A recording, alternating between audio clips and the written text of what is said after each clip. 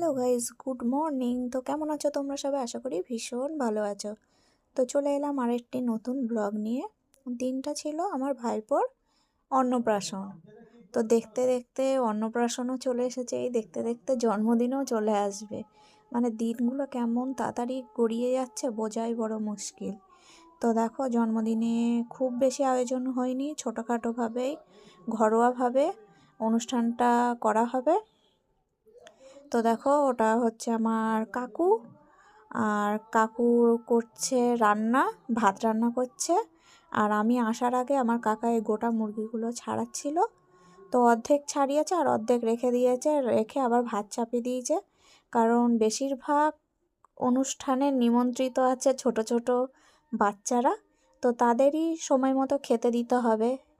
সেই জন্য তাড়াতাড়ি করে সব রান্নাবান্না চলছে। ছোটোখাটো রান্নাগুলো হয়ে গেছে, বড় বড় রান্নাগুলো এখনও বাকি। যেরকম মাংসের ঝোল, মাছের ঝোল, চিংড়ি মাছ দিয়ে বাঁধাকপি, চাটনি, এগুলো সব হবে। আর সবই হবে কাঠের জালে। তাহলে ভাবতে পারছো?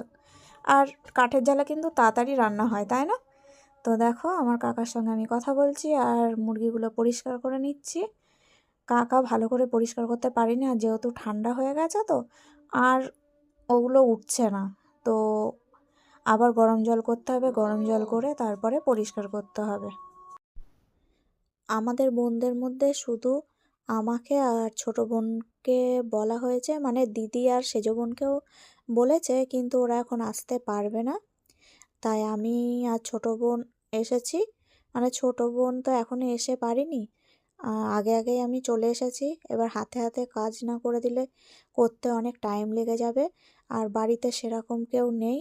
আর উর্মিলা আছে, উর্মিলা হচ্ছে গেছে বাবুকে স্কুল থেকে আনতে, ওকে নিয়ে এসে তারপরে আবার কাজে হাত দেবে। আর আছে আমার ভাই বউ, ভাই বউয়ের নাম দেবী। ও তো হাতে হাতে অনেক কাজ করে দিয়েছে, আবার বাবুকে ধরতে হচ্ছে। বাবুকে ধরার জন্য তো একটা লোকের দরকার, তাই না? কতক্ষণ শুয়ে খেলবে।